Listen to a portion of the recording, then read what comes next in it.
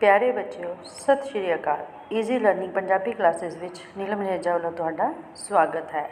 ਬੱਚਿਓ, ਜਿਵੇਂ ਕਿ ਅਸੀਂ ਪਿਛਲੀ ਵੀਡੀਓ ਦੇ ਵਿੱਚ ਇਕਾਂਗੀ ਸਿਰਜਣਾ ਦਾ ਸਾਰ ਅਤੇ ਵਾਰਤਾਲਾਪ ਸੰਬੰਧੀ ਪ੍ਰਸ਼ਨ ਕੀਤੇ ਸਨ, ਅੱਜ ਅਸੀਂ ਇਸ ਵੀਡੀਓ ਦੇ ਵਿੱਚ ਸਿਰਜਣਾ ਇਕਾਂਗੀ ਦੇ ਵਿੱਚ ਜਿਹੜੇ ਪਾਤਰ ਸਨ ਉਹਨਾਂ ਦੀ ਪਾਤਰ ਉਸਾਰੀ ਯਾਨੀ ਕਿ ਉਹਨਾਂ ਦੇ ਸੁਭਾਅ ਬਾਰੇ, ਉਹ ਕੀ ਕੰਮ ਕਰਦੇ ਹਨ, ਇਸ ਬਾਰੇ ਜਾਣਕਾਰੀ ਹਾਸਲ ਕਰਾਂਗੇ। ਇਸ ਇਕਾਂਗੀ ਦਾ ਨਾਮ ਹੈ ਸਿਰਜਣਾ, ਜਿਹੜੀ ਕਿ ਪਾਲੀ ਭੁਪਿੰਦਰ ਸਿੰਘ ਜੀ ਵੱਲੋਂ ਲਿਖੀ ਗਈ ਹੈ। ਇਸ ਵੀਡੀਓ ਦੇ ਵਿੱਚ ਅੱਜ ਆਪਾਂ ਸਭ ਤੋਂ ਪਹਿਲੇ ਬੀਜੀ ਦੇ ਬਾਰੇ ਪੜ੍ਹਾਂਗੇ। ਬੀਜੀ ਜਿਹੜੀ ਕਿ ਸਿਰਜਣਾ ਦੀ ਸੱਸ ਹੈ। ਪਾਲੀ ਭੁਪਿੰਦਰ ਸਿੰਘ ਦੁਆਰਾ ਲਿਖੀ ਹੋਈ ਇਕਾਂਗੀ ਸਿਰਜਣਾ ਵਿੱਚ ਬੀਜੀ ਜਿਹੜੀ ਹੈ ਉਹ ਇੱਕ ਮਹੱਤਵਪੂਰਨ ਪਾਤਰ ਹੈ। ਉਹ ਸਿਰਜਣਾ ਨੂੰ ਚੈੱਕਅਪ ਲਈ ਇੱਕ ਕਲੀਨਿਕ ਵਿੱਚ ਲੈ ਕੇ ਜਾਂਦੀ ਹੈ। ਉਹ ਕੁਲਦੀਪ ਦੀ ਮਾਂ ਅਤੇ ਸਿਰਜਣਾ ਦੀ ਸੱਸ ਹੈ। ਉਸਦੇ ਸੁਭਾਅ ਦੀਆਂ ਕੁਝ ਵਿਸ਼ੇਸ਼ਤਾਵਾਂ ਇਸ ਤਰ੍ਹਾਂ ਹਨ। ਬੀਜੀ ਆਪਣੀ ਨੂੰਹ ਸਿਰਜਣਾ ਉੱਤੇ ਰੋਹਬ ਰੱਖਣ ਵਾਲੀ ਸੱਸ ਹੈ। ਉਹ ਨਰਸ, ਡਾਕਟਰ ਅਤੇ ਉਸਦੇ ਪਤੀ ਕੁਲਦੀਪ ਅੱਗੇ ਉਸਦੀ ਇੱਕ ਵੀ ਚੱਲਣ ਨਹੀਂ ਦਿੰਦੀ। ਉਹ ਆਪਣੀ ਨੂੰਹ ਨੂੰ ਕਹਿੰਦੀ ਹੈ ਕਿ ਉਸ ਨੂੰ ਜ਼ਿਆਦਾ ਪਤਾ ਹੈ ਕਿ ਕੀ ਠੀਕ ਹੈ ਅਤੇ ਕੀ ਨਹੀਂ। ਕੁਲਦੀਪ ਨੂੰ ਫੋਨ ਕਰਨ ਤੋਂ ਨਾਰਾਜ਼ ਹੋ ਕੇ ਉਹ ਸਿਰਜਣਾ ਨੂੰ ਕਹਿੰਦੀ ਹੈ ਕਿ ਜਦੋਂ ਮੈਂ ਕਿਹਾ ਤਾਂ ਸੀ, ਫਿਰ ਕੀ ਲੋੜ ਸੀ ਦੀਪੇ ਨੂੰ ਫੋਨ ਕਰਨ ਦੀ। ਉਹ ਸਿਰਜਣਾ ਨਾਲ ਗੱਲ ਬੜੇ ਹੀ ਰੋਹਬ ਨਾਲ ਕਰਦੀ ਹੈ। ਬੀਬੀ ਸਿਰਜਣਾ ਤੋਂ ਇੱਕ ਪੋਤੇ ਦੀ ਇੱਛਾ ਰੱਖਦੀ ਹੈ। ਇਸ ਕਰਕੇ ਤਾਂ ਉਹ ਸਿਰਜਣਾ ਨੂੰ ਕਲੀਨਿਕ 'ਤੇ ਚੈੱਕਅਪ ਕਰਵਾਉਣ ਲਈ ਲੈ ਕੇ ਆਉਂਦੀ ਹੈ, ਤਾਂ ਜੋ ਸਕੈਨਿੰਗ ਰਾਹੀਂ ਦੇਖਿਆ ਜਾ ਸਕੇ ਕਿ ਆਉਣ ਵਾਲਾ ਬੱਚਾ ਮੁੰਡਾ ਹੈ ਜਾਂ ਕੁੜੀ। ਉਹ ਸਿਰਜਣਾ ਨੂੰ ਬੜੇ ਹੀ ਰੋਹਬ ਨਾਲ ਕਹਿੰਦੀ ਹੈ ਕਿ ਪੂਰੇ 40 ਕਿੱਲੇ ਪੈਲੀ ਅਤੇ ਇੱਕ ਸ਼ੈਲਰ ਨੂੰ ਸੰਭਾਲਣ ਵਾਲਾ ਵਾਰਸ ਚਾਹੀਦਾ ਹੈ ਉਸਨੂੰ। ਬੀਬੀ ਬਹੁਤ ਹੀ ਚੁਸਤ ਅਤੇ ਚਲਾਕ ਔਰਤ ਹੈ। ਉਹ ਬੜੀ ਹੀ ਚੁਸਤੀ ਅਤੇ ਚਲਾਕੀ ਨਾਲ ਸਿਰਜਣਾ ਦੀ ਹਰ ਗੱਲ ਨੂੰ ਕੱਟਦੀ ਹੈ। ਉਹ ਨਰਸ, ਸਫਾਈ ਕਰਮਚਾਰੀ, ਮਾਸੀ ਅਤੇ ਡਾਕਟਰ ਨਾਲ ਬੜੀ ਹੀ ਚੁਸਤੀ ਨਾਲ ਗੱਲ ਕਰਦੀ ਹੈ, ਜਿਵੇਂ ਉਹ ਸਭ ਕੁਝ ਜਾਣਦੀ ਹੋਵੇ। ਬੀਜੀ ਬੜੀ ਹੀ ਗੁੱਸੇਖੋਰ ਔਰਤ ਹੈ। ਜਦੋਂ ਹਸਪਤਾਲ ਦੀ ਸਫਾਈ ਸੇਵਕਾ ਉਸਨੂੰ ਜੁੱਤੀਆਂ ਲੈ ਕੇ ਅੰਦਰ ਆਉਣ ਤੋਂ ਵਰਜਦੀ ਮਤਲਬ ਜਦੋਂ ਉਸਨੂੰ ਅੰਦਰ ਆਉਣ ਤੋਂ ਚੱਪਲਾਂ ਦੇ ਨਾਲ ਅੰਦਰ ਆਉਣ ਲਈ ਤੋਂ ਮਨਾ ਕਰਦੀ ਹੈ, ਤਾਂ ਉਹ ਉਸਨੂੰ ਕਹਿੰਦੀ ਹੈ ਕਿ ਬੜੀ ਬਦਤਮੀਜ਼ ਹੈ, ਬੋਲਦੀ ਕਿੱਦਾਂ ਹੈ ਇਹ। ਜਦੋਂ ਸਿਰਜਣਾ ਕੁਲਦੀਪ ਨੂੰ ਫੋਨ ਕਰਕੇ ਹਟਦੀ ਹੈ ਤਾਂ ਉਹ ਗੁੱਸੇ ਵਿੱਚ ਉਸਨੂੰ ਕਹਿੰਦੀ ਹੈ ਕਿ ਜਦੋਂ ਉਸਨੇ ਕਹਿ ਦਿੱਤਾ ਸੀ ਤਾਂ ਫਿਰ ਕੀ ਲੋੜ ਸੀ ਦੀਪ ਨੂੰ ਫੋਨ ਕਰਨ ਦੀ। ਉਹ ਆਪਣੀ ਨੂੰਹ ਨੂੰ ਆਪਣੇ ਪੇਕੇ ਘਰ ਜਾਣ ਦੀ ਸਲਾਹ ਦਿੰਦੀ ਹੈ ਅਤੇ ਆਪਣੇ ਪੁੱਤਰ ਵੱਲੋਂ ਬੀਜੀ ਸਿਰਜਣਾ ਨੂੰ ਕਹਿੰਦੀ ਹੈ ਕਿ ਜੇ ਤੈਨੂੰ ਲੱਗਦਾ ਹੈ ਜਨਾਨੀ ਦਾ ਬਣ ਕੇ ਰਹੂਗਾ ਤੇਰਾ ਖਸਮ, ਤਾਂ ਦੀਪੇ ਨੂੰ ਵੀ ਨਾਲ ਲੈ ਜਾ ਭਾਵੇਂ। ਉਹ ਬੀਜੀ ਜਿਹੜੀ ਹੈ ਉਹ ਇੱਕ ਜਿੱਦੀ ਜਨਾਨੀ ਹੈ। ਉਹ ਸਿਰਜਣਾ ਕੋਲੋਂ ਮੁੰਡੇ ਦੀ ਇੱਛਾ ਰੱਖਦੀ ਹੈ। ਉਹ ਕਹਿੰਦੀ ਹੈ ਕਿ ਜ਼ਮੀਨ ਜਾਇਦਾਦ ਗੁਰਦੁਆਰੇ ਜਾਂ ਮੰਦਰ ਦੇ ਨਾਂ ਲਾਉਣੀ ਮਨਜ਼ੂਰ ਹੈ, ਪਰ ਉਹ ਇਸ ਨੂੰ ਦਾਜ ਵਿੱਚ ਵੰਡਣ ਲਈ ਤਿਆਰ ਨਹੀਂ।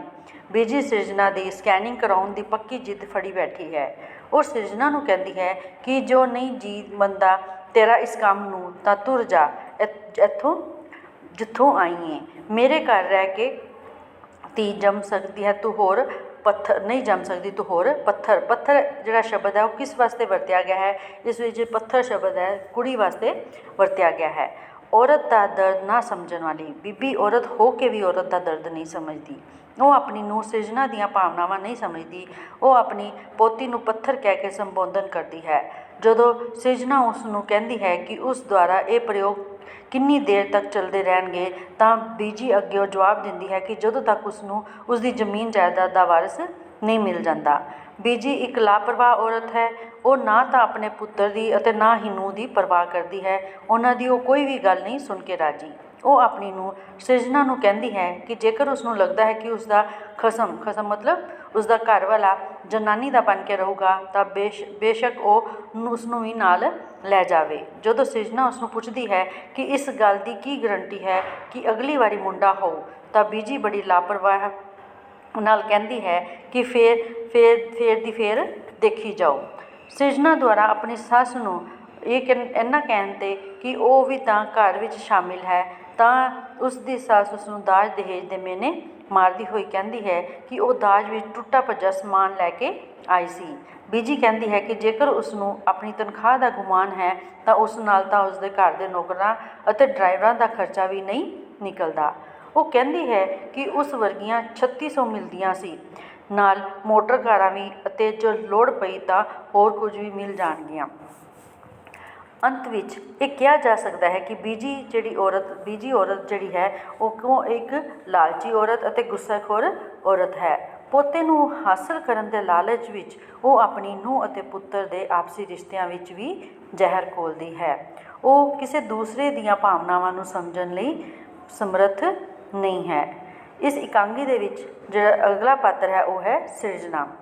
ਪਾਲੀ ਭੁਪਿੰਦਰ ਸਿੰਘ ਦੁਆਰਾ ਲਿਖੀ ਹੋਈ ਇਕਾਂਗੀ ਸਿਰਜਣਾ ਵਿੱਚ ਸਿਰਜਣਾ ਇੱਕ ਮੁੱਖ ਪਾਤਰ ਹੈ। ਸਮੁੱਚੀ ਇਕਾਂਗੀ ਸਿਰਜਣਾ ਦੇ ਆਲੇ ਦੁਆਲੇ ਹੀ ਘੁੰਮਦੀ ਹੈ। ਉਹ ਬੀਜੀ ਦੀ ਨੂੰਹ ਅਤੇ ਕੁਲਦੀਪ ਦੀ ਪਤਨੀ ਹੈ। ਉਸ ਦੀ ਉਮਰ 28 ਕੁ ਸਾਲ ਦੇ ਯਾਨੀ ਕਿ ਕਰੀਬ ਹੋਵੇਗੀ। ਸਿਰਜਣਾ ਦੇ ਸੁਭਾਅ, ਉਸਦਾ ਜਿਹੜਾ ਸੁਭਾਅ ਹੈ ਉਹ ਪੜ੍ਹੀ ਲਿਖੀ ਮੁਟਿਆਰ ਹੈ। ਪੜ੍ਹੀ ਲਿਖੀ ਹੋਣ ਕਰਕੇ ਉਹ ਮਨੁੱਖੀ ਰਿਸ਼ਤਿਆਂ ਦਾ ਕਦਰ ਕਰਨਾ ਜਾਣਦੀ ਹੈ। ਪਰ ਉਸ ਦੀ ਸੱਸ ਜਿਹੜੀ ਹੈ ਉਸ ਨੂੰ ਮਿਹਣੇ ਮਾਰਦੀ ਹੋਈ ਕਹਿੰਦੀ ਹੈ ਕਿ ਤੈਨੂੰ ਆਪਣੀ ਤਨਖਾਹ ਦਾ ਗੁਮਾਨ ਹੈ ਤਾਂ ਉਸ ਨਾਲ ਤਾਂ ਘਰ ਦੇ ਨੌਕਰਾਂ ਅਤੇ ਡਰਾਈਵਰਾਂ ਦਾ ਖਰਚ ਵੀ ਨਹੀਂ ਨਿਕਲਦਾ। ਉਹ ਇੱਕ ਸੁਘੜ ਸਿਆਣੀ ਮੁਟਿਆਰ ਹੈ। ਉਹ ਹਰ ਇੱਕ ਨੂੰ ਬੜੀ ਹੀ ਤਮੀਜ਼ ਨਾਲ ਬੁਲਾਉਂਦੀ ਹੈ। ਰਿਸ਼ਤਿਆਂ ਦੀ ਕਦਰ ਕਰਦੀ ਹੋਈ ਉਹ ਇੱਕ ਮਰਿਆਦਾ ਵਿੱਚ ਬੱਝ ਕੇ ਰਹਿੰਦੀ ਹੈ। ਆਪਣੀ ਸੱਸ ਨੂੰ ਉਹ ਬੀਜੀ ਕਹਿ ਕੇ ਤਹਿਜੀਬ ਨਾਲ ਬੁਲਾਉਂਦੀ ਹੈ।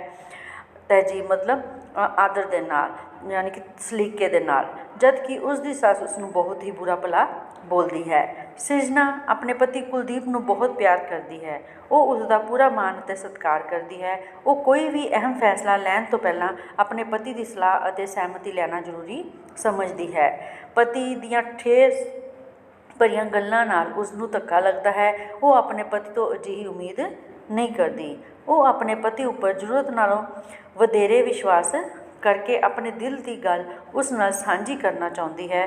ਪਰ ਉਸ ਦਾ ਪਤੀ ਉਸ ਦੀ ਗੱਲ ਧਿਆਨ ਨਾਲ ਨਾ ਸੁਣ ਕੇ ਸਾਰੀ ਗੱਲ ਆਪਣੀ ਬੀਜੀ ਉੱਪਰ ਸੁੱਟ ਦਿੰਦਾ ਹੈ ਕਿ ਬੀਜੀ ਜੋ ਕਹੇਗੀ ਉਹ ਹੋਏਗਾ। ਉਹ ਜੋ ਕਹਿ ਰਹੇ ਹਨ ਉਹ ਬਿਲਕੁਲ ਠੀਕ ਕਹਿ ਰਹੇ ਹਨ। ਕੁਲਦੀਪ ਵੱਲੋਂ ਅਜਿਹੀ ਦਿਲ ਤੋੜਵੀਂ ਗੱਲ ਸੁਣ ਕੇ ਸਿਰਜਣਾ ਨੂੰ ਧੱਕਾ ਲੱਗਦਾ ਹੈ। ਸਿਰਜਣਾ ਪੜ੍ਹੀ ਲਿਖੀ ਮੁਟਿਆਰ ਹੋਣ ਕਰਕੇ ਮੁੰਡੇ ਅਤੇ ਕੁੜੀ ਵਿੱਚ ਕੋਈ ਫਰਕ ਨਹੀਂ ਸਮਝਦੀ।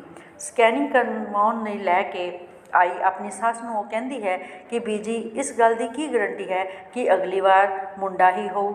ਜੇਕਰ ਫਿਰ ਕੁੜੀ ਹੋਈ ਤਾਂ ਉਹ ਫਿਰ ਕੀ ਕਰੇਗੀ। ਸਿਰਜਣਾ ਹਰ ਇੱਕ ਨਾਲ ਬੜੇ ਹੀ ਨਰਮੀ ਅਤੇ ਦਲੀਲ ਨਾਲ ਗੱਲ ਕਰਦੀ ਹੈ, ਯਾਨੀ ਕਿ ਠਹਿਰ ਕੇ ਅਤੇ ਦਲੀਲ ਨਾਲ ਗੱਲ ਕਰਦੀ ਹੈ। ਉਸ ਦੀ ਗੱਲ ਵਿੱਚ ਵਜ਼ਨ ਹੁੰਦਾ ਹੈ ਜਿਸ ਨਾਲ ਸਾਹਮਣੇ ਵਾਲਾ ਨਿਰਉੱਤਰ ਹੋ ਜਾਂਦਾ ਹੈ, ਯਾਨੀ ਕਿ ਸਾਹਮਣੇ ਵਾਲਾ ਜਿਹੜਾ ਹੈ ਉਹ ਉੱਤਰ ਨਹੀਂ ਦੇ ਪਾਉਂਦਾ। ਜਦੋਂ ਡਾਕਟਰ ਉਸ ਨੂੰ ਕਹਿੰਦੀ ਹੈ ਕਿ ਜੇਕਰ ਪੜ੍ਹੇ ਲਿਖੇ ਲੋਕ ਇੱਦਾਂ ਹੀ ਫਰਕ ਕਰਨ ਲੱਗ ਪਏ ਤਾਂ ਮੁੰਡੇ ਕੁੜੀ ਵਿੱਚ ਤਾਂ ਸੁਸਾਇਟੀ ਦਾ ਕੀ ਬਣੇਗਾ। ਉੱਤਰ ਵਿੱਚ ਸਿਰਜਣਾ ਡਾਕਟਰ ਨੂੰ ਕਹਿੰਦੀ ਹੈ ਕਿ ਉਹ ਵੀ ਤਾਂ ਪੜ੍ਹੀ ਲਿਖੀ ਹੈ, ਉਹ ਵੀ ਤਾਂ ਲੋਕਾਂ ਨੂੰ ਸਮਝਾ ਸਕਦੀ ਹੈ। ਸਿਰਜਣਾ ਆਪਣੀ ਸੱਸ ਦੇ ਮੋਹਰੇ ਹੁੰਦਾ ਹੈ ਅੱਗੇ। ਸਿਰਜਣਾ ਆਪਣੀ ਸੱਸ ਦੇ ਮੋਹਰੇ ਇੱਕ ਮਜਬੂਰ ਮੁਟਿਆਰ ਬਣ ਕੇ ਰਹਿ ਜਾਂਦੀ ਹੈ। ਉਹ ਚਾਹੁੰਦੀ ਹੈ ਕਿ ਉਸ ਦਾ ਸਕੈਨਿੰਗ ਟੈਸਟ ਨਾ ਕਰਵਾਇਆ ਜਾਏ ਕਿਉਂਕਿ ਉਹ ਆਪਣੀ ਕੁੱਖ ਵਿੱਚ ਪਲ ਰਹੇ ਬੱਚੇ ਨੂੰ ਬਚਾਉਣਾ ਚਾਹੁੰਦੀ ਹੈ, ਭਾਵੇਂ ਉਹ ਕੁੜੀ ਹੋਵੇ ਜਾਂ ਉਹ ਮੁੰਡਾ।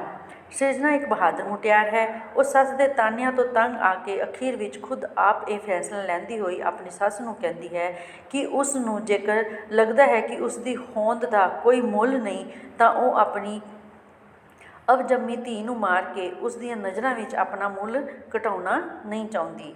ਉਹ ਕਹਿੰਦੀ ਹੈ ਕਿ ਜਾਓ ਬੀਬੀ, ਤੁਹਾਡਾ ਘਰ ਛੱਡਿਆ ਇਸ ਕਾਬਲ ਹਾਂ ਕਿ ਮੈਂ ਪਾਲ ਸਕਾਂ ਆਪਣੇ ਆਪ ਨੂੰ ਵੀ ਅਤੇ ਆਪਣੀ ਦੋ ਧੀਆਂ ਨੂੰ ਵੀ।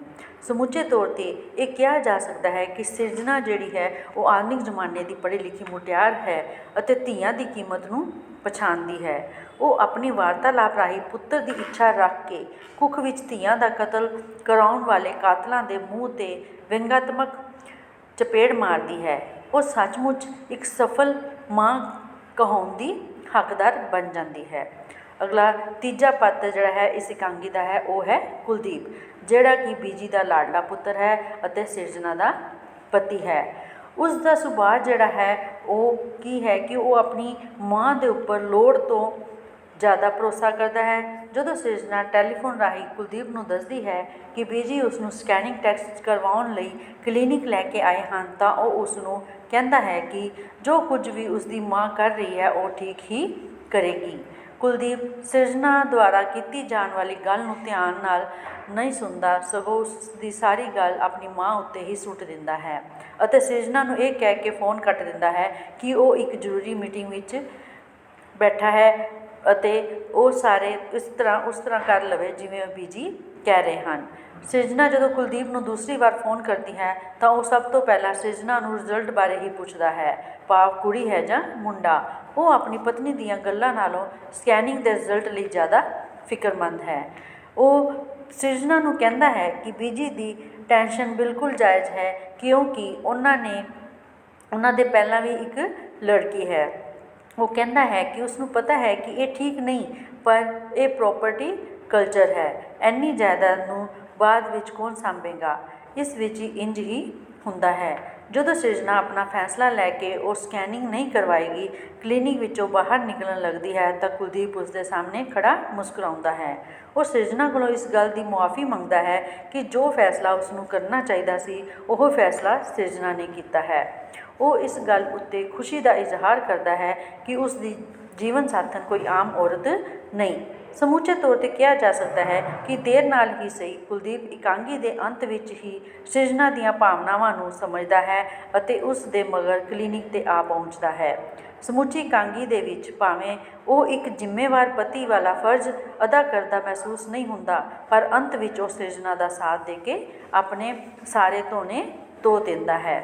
ਅਗਲਾ ਜਿਹੜਾ ਪਾਤਰ ਹੈ ਉਹ ਹੈ ਡਾਕਟਰ। ਇਸ ਇਕਾਂਗੀ ਦੇ ਵਿੱਚ ਡਾਕਟਰ ਵੀ ਇੱਕ ਮੁੱਖ ਪਾਤਰ ਹੈ। ਉਹ ਆਪਣਾ ਇੱਕ ਕਲੀਨਿਕ ਚਲਾਉਂਦੀ ਹੈ। ਉਸ ਦੇ ਸੁਭਾਅ ਜਿਹੜਾ ਹੈ ਉਹ ਇਹ ਇਸ ਤਰ੍ਹਾਂ ਦਾ ਹੈ ਕਿ ਡਾਕਟਰ ਜਿਹੜੀ ਹੈ ਉਹ ਬਹੁਤ ਹੀ ਸਮਝਦਾਰ ਔਰਤ ਹੈ। ਉਹ ਸਿਰਜਣਾ ਨੂੰ ਸਮਝਾਉਂਦਿਆਂ ਹੋਇਆ ਕਹਿੰਦੀ ਹੈ ਕਿ ਉਹ ਇੱਕ ਪੜ੍ਹੀ ਲਿਖੀ ਮੁਟਿਆਰ ਹੈ। ਜੇਕਰ ਪੜ੍ਹੇ ਲਿਖੇ ਲੋਕ ਵੀ ਮੁੰਡੇ ਕੁੜੀ ਵਿੱਚ ਇਸ ਤਰ੍ਹਾਂ ਫਰਕ ਕਰਨ ਲੱਗ ਪਏ ਤਾਂ ਸੁਸਾਇਟੀ ਦਾ ਕੀ ਬਣੇਗਾ? ਪੜ੍ਹੇ ਲਿਖੇ ਅਤੇ ਅਨਪੜ੍ਹ ਲੋਕਾਂ ਪ੍ਰਤੀ ਅਲੱਗ-ਅਲੱਗ ਸੋਚ ਰੱਖਣ ਵਾਲੀ ਇਹ ਡਾਕਟਰ ਹੈ। ਡਾਕਟਰ ਦੇ ਅਨੁਸਾਰ ਅਨਪੜ੍ਹ ਲੋਕ ਅਜਿਹਾ ਕਰਵਾਉਣ ਲੱਗੇ ਸੋਚਦੇ ਨਹੀਂ, ਪਰ ਪੜ੍ਹੇ ਲਿਖੇ ਲੋਕ ਬਹੁਤ ਸੋਚਦੇ ਹਨ, ਕਿਉਂਕਿ ਉਹ ਅਕਸਰ ਬਹੁਤ ਮਜਬੂਰ ਹੁੰਦੇ ਹਨ। ਸਿਰਜਣਾ ਦੇ ਰੋਣ ਦੀ ਆਵਾਜ਼ ਸੁਣ ਕੇ ਡਾਕਟਰ ਅਤੇ ਦੋਵੇਂ ਨਰਸਾਂ ਦੌੜੀਆਂ ਆਉਂਦੀਆਂ ਹਨ। ਜਦੋਂ ਸਿਰਜਣਾ ਡਾਕਟਰ ਨੂੰ ਕਹਿੰਦੀ ਹੈ ਕਿ ਨਹੀਂ ਹੋਣਾ ਡਾਕਟਰ ਸਾਹਿਬ, ਮੈਥੋਂ ਇਹ ਨਹੀਂ ਹੋਣਾ, ਤਾਂ ਡਾਕਟਰ ਉਸਨੂੰ ਹੌਸਲਾ ਦਿੰਦੀ ਹੋਈ ਕਹਿੰਦੀ ਹੈ ਕਿ ਨਹੀਂ ਹੋਣ ਦਾ ਕੀ ਮਤਲਬ? ਅਜਿਹਾ ਕੁਝ ਇੱਥੇ ਹੁੰਦਾ ਹੀ ਨਹੀਂ। ਡਾਕਟਰ ਸਮਾਜ ਨੂੰ ਬਦਲਣ ਵਾਲੀ ਸੋਚ ਦੀ ਹਾਮੀ ਭਰਦੀ ਹੋਈ ਕਹਿੰਦੀ ਹੈ ਕਿ ਇਹ ਸਮੱਸਿਆ ਕਿਸੇ ਇੱਕ ਦੀ ਨਹੀਂ, ਬਲਕਿ ਪੂਰੇ ਸਮਾਜ ਦੀ ਹੈ। ਅਸੀਂ ਇਕੱਲੇ ਹੀ ਇਸ ਸਮਾਜ ਨੂੰ ਬਦਲ ਨਹੀਂ ਸਕਦੇ, ਹੋਰ ਬਾਕੀਆਂ ਨੂੰ ਵੀ ਸਾਡੇ ਵਾਂਗ ਸੋਚਣ ਦੀ ਲੋੜ ਹੈ। ਡਾਕਟਰ ਆਪਣੇ ਪੇਸ਼ੇ ਪ੍ਰਤੀ ਵਫਾਦਾਰੀ ਨਿਭਾਉਂਦੀ ਹੋਈ ਬੀਜੀ ਨੂੰ ਕਹਿੰਦੀ ਹੈ ਕਿ ਇੱਥੇ ਕੁਝ ਵੀ ਅਜਿਹਾ ਨਹੀਂ ਹੁੰਦਾ ਜਿਸ ਦੀ ਉਹ ਇੱਥੇ ਉਮੀਦ ਲੈ ਕੇ ਆਈ ਹੈ। ਬੀਜੀ ਦੇ ਜ਼ੋਰ ਪਾਉਣ 'ਤੇ ਕੀ ਹੋਏਗਾ, ਕਿਵੇਂ ਨਹੀਂ? ਡਾਕਟਰ ਸਾਹਿਬ ਜ਼ਰੂਰ ਹੋਏਗਾ। ਤਾਂ ਡਾਕਟਰ ਅੱਗਿਓਂ ਉੱਤਰ ਦਿੰਦੀ ਹੈ, ਤੁਹਾਨੂੰ ਕਿਹਾ ਨਾ, ਮੈਂ ਅਜਿਹਾ ਨਹੀਂ ਕਰਦੀ। ਅੰਤ ਵਿੱਚ ਇਹ ਕਿਹਾ ਜਾ ਸਕਦਾ ਹੈ ਕਿ ਡਾਕਟਰ ਆਧੁਨਿਕ ਸਮੇਂ ਦੀ ਪੜ੍ਹੀ ਲਿਖੀ ਅਤੇ ਸੂਝਵਾਨ ਔਰਤ ਹੈ। ਉਹ ਇੱਕ ਪੜ੍ਹੇ ਲਿਖੇ ਸਮਾਜ ਦੀ ਮਜਬੂਰੀ ਨੂੰ ਸਮਝਦੀ ਹੈ, ਪਰ ਉਹ ਇੱਕ ਔਰਤ ਹੋਣ ਕਰਕੇ ਧੀਆਂ ਦੇ ਦਰਦ ਨੂੰ ਚੰਗੀ ਤਰ੍ਹਾਂ ਮਹਿਸੂਸ ਕਰਦੀ ਹੈ। ਉਹ ਆਪਣੇ ਕਿੱਤੇ ਯਾਨੀ ਕਿ ਕਿੱਤਾ ਮਤਲਬ ਜਿਸ ਜੋਬ ਦੇ ਨਾਲ ਉਹ ਰਿਲੇਟਿਡ ਹੈ, ਯਾਨੀ ਕਿ ਉਹ ਡਾਕਟਰ ਜਿਹੜਾ ਹੈ ਡਾਕਟਰੀ ਲਾਈਨ ਦੇ ਵਿੱਚ ਉਸ ਦੇ ਪ੍ਰਤੀ ਜਿਹੜੀ ਹੈ ਉਹ ਬਹੁਤ ਹੀ ਵਫਾਦਾਰੀ ਨਿਭਾਉਂਦੀ ਹੈ। ਇਸ ਇਕਾਂਗੀ ਦੇ ਵਿੱਚ ਇੱਕ ਹੋਰ ਪਾਤਰ ਹੈ ਮਾਸੀ, ਜਿਹੜੀ ਕਿ ਹਸਪਤਾਲ ਦੇ ਵਿੱਚ ਕਲੀਨਿਕ ਦੇ ਵਿੱਚ ਸਫਾਈ ਕਰਮਚਾਰੀ ਹੈ। ਉਸ ਨੂੰ ਸਾਰੇ ਲੋਕ ਪਿਆਰ ਨਾਲ ਮਾਸੀ ਕਹਿ ਕੇ ਬੁਲਾਉਂਦੇ ਹਨ। ਉਸ ਦੇ ਸੁਭਾਅ ਦੀਆਂ ਮੁੱਖ ਵਿਸ਼ੇਸ਼ਤਾਵਾਂ ਇਸ ਤਰ੍ਹਾਂ ਹਨ। ਡਾਕਟਰ ਦੇ ਕਲੀਨਿਕ ਵਿੱਚ ਕੰਮ ਕਰਨ ਵਾਲੀ ਮਾਸੀ ਬੜੀ ਹੀ ਬਦਤਮੀਜ਼ ਔਰਤ ਹੈ।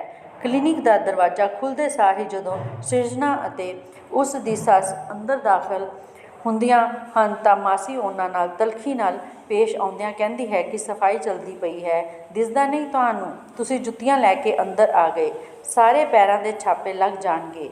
ਗੁੱਸੇਖੋਰ ਬੀਜੀ ਦੇ ਕਲੀਨਿਕ ਵਿੱਚ ਦਾਖਲ ਹੋਣ 'ਤੇ ਉਹ ਉਸ ਵੱਲ ਬੜੇ ਹੀ ਗੁੱਸੇ ਨਾਲ ਵੇਖਦੀ ਹੋਈ ਜਾਂਦੀ ਹੈ। ਉਹ ਉਸ ਨੂੰ ਤਲਖੀ ਨਾਲ ਪੇਸ਼ ਆਉਂਦਿਆਂ ਕਹਿੰਦੀ ਹੈ ਕਿ ਸਫਾਈ ਚੱਲਦੀ ਪਈ ਹੈ, ਦਿਸਦਾ ਨਹੀਂ ਤੁਹਾਨੂੰ? ਤੁਸੀਂ ਜੁੱਤੀਆਂ ਲੈ ਕੇ ਅੰਦਰ ਆ ਗਏ, ਸਾਰੇ ਪੈਰਾਂ ਦੇ ਛਾਪੇ ਲੱਗ ਜਾਣਗੇ। ਬੀਜੀ ਦੇ ਕਲੀਨਿਕ ਵਿੱਚ ਦਾਖਲ ਹੋਣ 'ਤੇ ਉਹ ਉਸ ਵੱਲ ਬੜੇ ਹੀ ਗੁੱਸੇ ਨਾਲ ਵੇਖਦੀ ਹੋਈ ਜਾਂਦੀ ਹੈ। ਉਸ ਦੀ ਪ੍ਰਤੀਕਿਰਿਆ ਦੇਖਦੇ ਹੋਏ ਬੀਜੀ ਨੂੰ ਹੌਸਲਾ ਦਿੰਦੀ ਹੋਈ ਨਰਸ ਕਹਿੰਦੀ ਹੈ ਕਿ ਉਹ ਬੋਲਣ ਵਿੱਚ ਇਸ ਤਰ੍ਹਾਂ ਦੀ ਹੀ ਹੈ, ਪਰ ਦਿਲ ਦੀ ਚੰਗੀ ਹੈ। ਮਾਸੀ ਬੜੀ ਹੀ ਚੁਸਤ ਚਲਾਕ ਔਰਤ ਹੈ। ਜਦੋਂ ਸਿਰਜਣਾ ਆਪਣੇ ਪਤੀ ਕੁਲਦੀਪ ਨਾਲ ਗੱਲਾਂ ਕਰ ਰਹੀ ਹੁੰਦੀ ਹੈ ਤਾਂ ਮਾਸੀ ਚੁੱਪਚਾਪ ਉਸ ਦੀਆਂ ਸਾਰੀਆਂ ਗੱਲਾਂ ਸੁਣ ਲੈਂਦੀ ਹੈ। ਉਸ ਦਾ ਧਿਆਨ ਹਰ ਪਾਸੇ ਰਹਿੰਦਾ ਹੈ। ਉਹ ਸਿਰਜਣਾ ਨਾਲ ਹਮਦਰਦੀ ਰੱਖਦੀ ਹੈ। ਸਿਰਜਣਾ ਨੂੰ ਉਦਾਸ ਦੇਖ ਕੇ ਉਹ ਕਹਿੰਦੀ ਹੈ ਕਿ ਉਸ ਨੂੰ ਇਹੀ ਗੱਲ ਪਸੰਦ ਨਹੀਂ। ਪੁਰਾਣੇ ਵੇਲੇ ਚੰਗੇ ਹੁੰਦੇ ਸਨ। ਉਸ ਵਕਤ ਇਹ ਨਾਮੁਰਾਦ ਮਸ਼ੀਨਾਂ ਨਹੀਂ ਸੀ ਹੁੰਦੀਆਂ। ਲੋਕੀ ਔਖੇ ਸੌਖੇ ਹੋ ਕੇ ਧੀਆਂ ਨੂੰ ਪਾਲ ਲੈਂਦੇ ਸਨ, ਭਾਵੇਂ ਕਿੰਨੀਆਂ ਵੀ ਹੁੰਦੀਆਂ ਸਨ, ਪਰ ਹੁਣ ਇੱਕ ਤੋਂ ਬਾਅਦ ਦੂਸਰੀ ਧੀ ਪਾਰ ਲੱਗ ਪੈਂਦੀ ਹੈ। ਮਾਸੀ ਇੱਕ ਜਜ਼ਬਾਤੀ ਔਰਤ ਹੈ। ਜਦੋਂ ਸਿਰਜਣਾ ਆਪਣੀ ਸੱਸ ਨੂੰ ਕਹਿੰਦੀ ਹੈ ਕਿ ਜਾਓ ਬੀਜੀ, ਤੁਹਾਡਾ ਘਰ ਛੱਡਿਆ, ਇਸ ਕਾਬਲ ਹਾਂ ਕਿ ਮੈਂ ਪਾਲ ਸਕਾਂ ਆਪਣੇ ਆਪ ਨੂੰ ਵੀ ਅਤੇ ਆਪਣੀ ਧੀਆਂ ਨੂੰ ਵੀ, ਤਾਂ ਮਾਸੀ ਘਬਰਾ ਕੇ ਸਿਰਜਣਾ ਨੂੰ ਕਹਿੰਦੀ ਹੈ, ਬੀਬੀਏ, ਮੈਂ ਘਰ ਪਰਿਵਾਰ ਤੋਂ ਬਾਹਰ ਹੋ ਕੇ ਇਹ ਸਮੱਸਿਆ ਹੱਲ ਹੋ ਜਾਊਗੀ ਭਲਾ? ਜਦੋਂ ਕੁਲਦੀਪ ਆਪਣੀ ਬੀਜੀ ਨੂੰ ਕਹਿੰਦਾ ਹੈ ਕਿ ਸਿਰਜਣਾ ਸਕੈਨਿੰਗ ਨਹੀਂ ਕਰਵਾਏਗੀ, ਉਹ ਜੋ ਵੀ ਹੈ ਅਸੀਂ ਰੱਖਣ ਜਾ ਰਹੇ ਹਾਂ, ਤਾਂ ਇਸ ਗੱਲ 'ਤੇ ਮਾਸੀ ਬਹੁਤ ਖੁਸ਼ ਹੁੰਦੀ ਹੈ। ਅੰਤ ਵਿੱਚ ਇਹ ਕਿਹਾ ਜਾ ਸਕਦਾ ਹੈ ਕਿ ਮਾਸੀ, ਜੋ ਕਿ ਇੱਕ ਸਫਾਈ ਕਰਮਚਾਰੀ ਹੈ, ਇੱਕ ਜਜ਼ਬਾਤੀ ਅਤੇ ਹਮਦਰਦੀ ਭਰਿਆ ਵਤੀਰਾ ਮਤਲਬ ਵਿਵਹਾਰ ਰੱਖਣ ਵਾਲੀ ਔਰਤ ਹੈ ਅਤੇ ਦੂਸਰੇ ਦੇ ਦੁੱਖ ਸੁੱਖ ਦੇ ਵਿੱਚ ਸ਼ਾਮਲ ਹੋਣ ਵਾਲੀ ਹੈ।